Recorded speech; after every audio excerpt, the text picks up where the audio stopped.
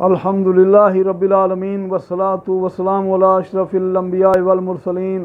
وعلی آلہ وصحبہ ومن تبعہم بإحسان الی یوم الدین۔ اما بعد، تمام تعریفیں اس مالک کائنات کے لیے ہیں جو اکیلا ہے، جس کا کوئی شریک نہیں، جس کے سوا کوئی معبود برحق نہیں۔ ان گنت درود و سلام ہوں ہمارے پیارے نبی محمد مصطفیٰ صلی اللہ علیہ وسلم کی ذات اقدس پر، کہ جنہوں نے بہت زیادہ تکلیفیں اور دکھ اٹھا کر کے یہ دین ہم تک پہنچایا۔ میرے محترم بھائیوں، میرے پاس سیرت النبی میں کی کتابوں میں سے ایک بہترین کتاب الرحیق المختوم ہے۔ آج میں اس میں سے بدر کے میدان کے اندر جو مارکہ ہوا تھا حق و باطل کا، اس سے متعلق میں تھوڑی سی مختصر طور کے اوپر اس کو بیان کرتا ہوں تاکہ ہمارا ایمان تازہ ہو جائے۔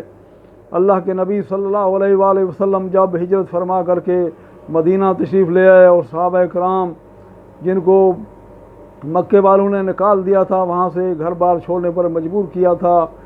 نبی اکرم صلی اللہ علیہ وآلہ وسلم کو اطلاع ملی کہ ابو سفیان جو مشرکین مکہ کے سرداروں میں سے ایک سردار تھا، وہ بہت بڑا قافلہ لے کر کے شام سے تجارت کا سامان لے کر کے واپس مکے کی طرف جا رہا تھا۔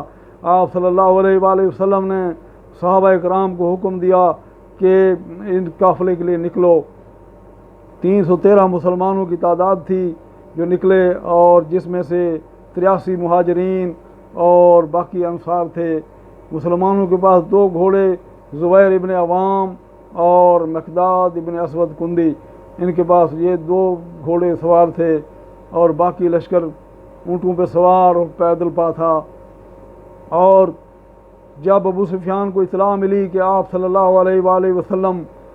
اس کے لیے نکل چکے ہیں قافلے کے لیے، تو اس نے اپنا راستہ بدل لیا۔ بدر کے میدان کی بجائے دوسرا راستہ اس نے اختیار کیا جو مشکل راستہ تھا، اور مکہ کے اندر اس نے اطلاع بھجوا دی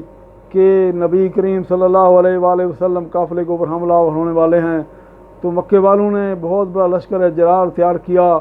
اور وہ 1000 نفوس پر وہ لشکر جرار مشتمل تھا جو تیر و تلوار سے لیس، اور 100 گھوڑے سوار اس کے اندر موجود تھے۔ آپ صلی اللہ علیہ وآلہ وسلم کو جب اطلاع ملی کہ قافلہ بچ کر کے نکل گیا ہے، اور پھر آپ صلی اللہ علیہ وآلہ وسلم نے صحابہ اکرام سے مشورہ کیا کہ کیا کیا جائے، کہ